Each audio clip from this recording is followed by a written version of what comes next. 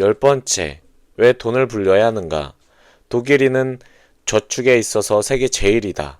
반면 진짜 수익을 올리는 자본 투자에 있어선 꼴찌다. 프란츠 라프의 주식의 모든 것에서. 나의 재적 멘토는 성경을 즐겨 인용했다. 특히 나에게 중요한 가르침을 주고자 할 때 성경의 이야기들을 예로 들어 말했다. 그 가운데서도 창세기에 나오는 유명한 바로 왕의 꿈 이야기를 자주 들려주었다. 어느 날 바로 왕이 아주 불길한 꿈을 꾸었다.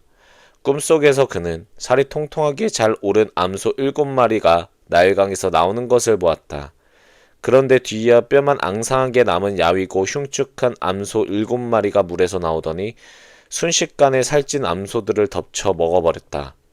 하지만 그런데도 야윈 암소들은 여전히 비쩍 마른 상태 그대로였다. 바로 왕은 요셉이 꿈 해석에 능하다는 말을 듣고 그를 불러 꿈의 의미를 물었다. 요셉은 살찐 7암소는 7년 동안 대풍이 들 것을, 그리고 야윈 7암소는 그 뒤 7년 동안 흉년으로 기근이 들을 것을 암시했다고 말했다. 이에 바로 왕이 심각한 얼굴로 그럼 앉아서 당하는 수밖에 없느냐고 묻자 요셉은 그것을 바꿀 수는 없지만 준비할 수 있다고 대답했다.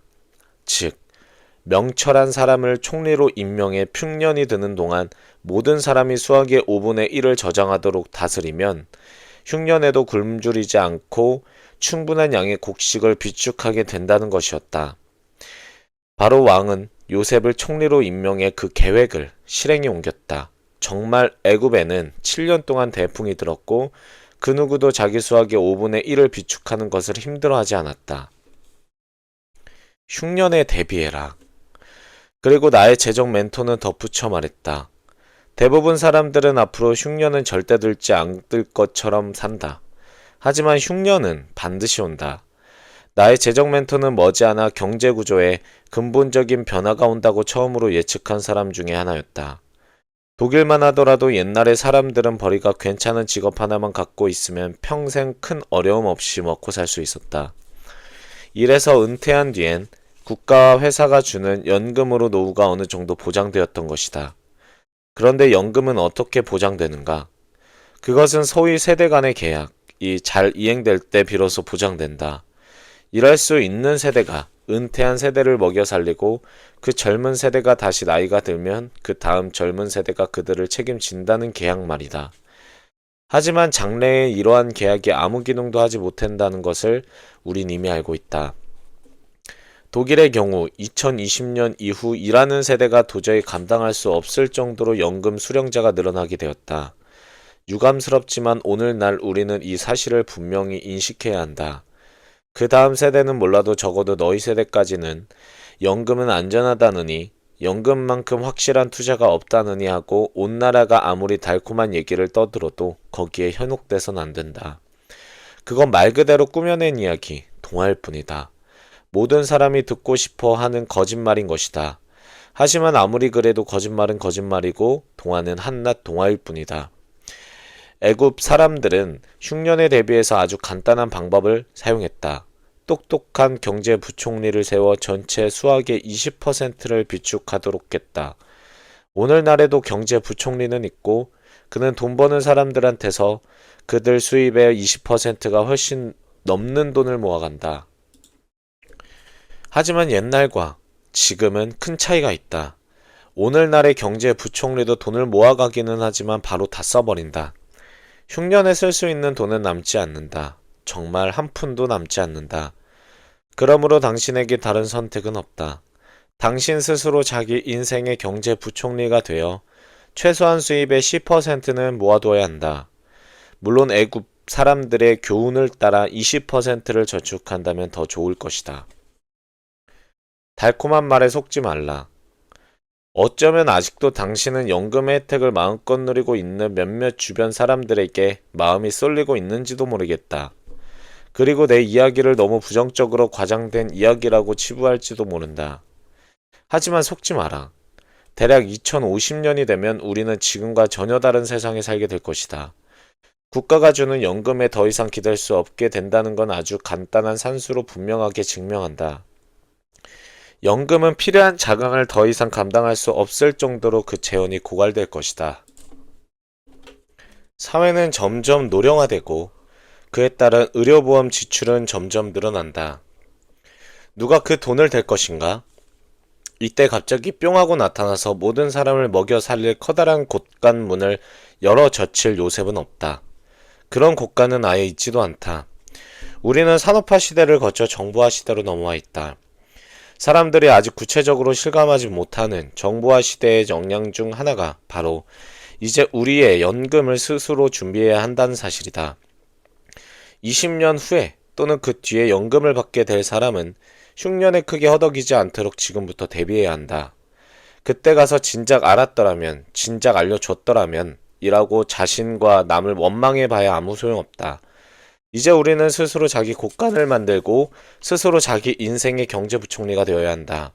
스스로 자기 인생의 책임을 져야 하는 것이다. 큰 변화의 시기엔 항상 승자와 패자가 있다. 당신은 이 세상의 불공평함을 그냥 보아 넘기지 못하는 사람인가? 하지만 또 우리는 얼마나 쉽게 소모적인 논쟁에 휘말려 들어 왜라는 질문을 남발하게 되는가? 앞서 2장에서 보았듯 왜라는 질문이 항상 좋은 것은 아니다. 왜라고 묻다 보면 설명을 찾게 되고 그 설명은 변명으로 쓰이는 경우가 허다하다. 게다가 왜라는 질문에 몰두하는 것은 종종 행동에 방해가 된다. 커다란 변화가 생기면 거기엔 항상 승자와 패자가 있기 마련이다. 그리고 거기엔 항상 커다란 불공평이 따른다. 하지만 거기에 온 신경을 집중하는 것은 별 도움이 되지 않는다. 그런다고 우리의 상황이 달라지지 않기 때문이다. 오늘날 정보화 시대의 패자는 여전히 국가와 회사의 자신을 의탁하려는 사람이고 승자는 그 책임을 스스로 떠안는 사람이다. 세상에는 자신의 희생자임을 자처하는 사람이 있는가 하면 책임자를 자임하는 사람도 있다. 자신을 희생자로 자처하는 사람은 오늘날 그 누구도 지킬 수 없게 된 과거의 약속에 목을 메고 국가와 회사만 쳐다보는 사람이다. 반면 책임자를 자임하는 사람은 그 약속의 이행 여부에 따라 자기 인생의 행복이 좌우되는 것을 용납하지 않는 사람이다. 그들은 괴테가 남긴 말에 의미를 아는 사람들이다. 너희는 이것 하나만큼은 항상 기대해도 좋다. 그것은 기대하지 않은 일이 일어난다는 것이다. 그들은 그 기대하지 않은 일을 자신의 책임으로 간주하고 미리 대비하는 사람들이다. 딜레마는 훨씬 전에 시작된다. 바뀐 세상이 가져올 또 다른 영향 하나를 우리는 훨씬 빨리 몸소 겪게 된다. 그것은 이제 더 이상 평생 직장이란 게 존재하지 않는다는 것이다. 그래서 오늘날 수많은 사람들이 자기 인생의 흉년을 첫 연금을 타기 훨씬 전에 맞는다. 잘 나가던 시절의 20%를 떼어 놓는 것에 인색했기 때문이다. 어째서 그런 일이 생기는가? 우리는 모두 우리를 희생자로 몰아가는 두 가지 환상에 쉽게 빠지기 때문이다. 우선 첫째로, 경제가 호황일 때 우리는 이 호황이 영원히 지속될 것처럼 생각한다. 그리고 한동안 돈이 잘 벌리면 앞으로 더 많이 벌 수 있을 거라고 믿어버린다. 하지만 나의 재정 멘토는 항상 반복해서 강조한다. 대개 야윈 암소, 흉년은 기대하는 것보다 훨씬 빨리 다가온다는 것이다. 두 번째는 풍년을 풍년으로 인식하지 못한다는 점이다. 그러다가 흉년이 몰아닥친 다음에야 비로소 옛날이 좋았다고 한탄한다. 그러니까 많은 사람들이 지금 호황임에도 진짜 호황은 좀 더 기다려야 된다고 믿고 저축과 투자를 뒤로 미루는 것이다. 현실을 직시하라. 많은 사람들이 저축을 너무 등한시한다.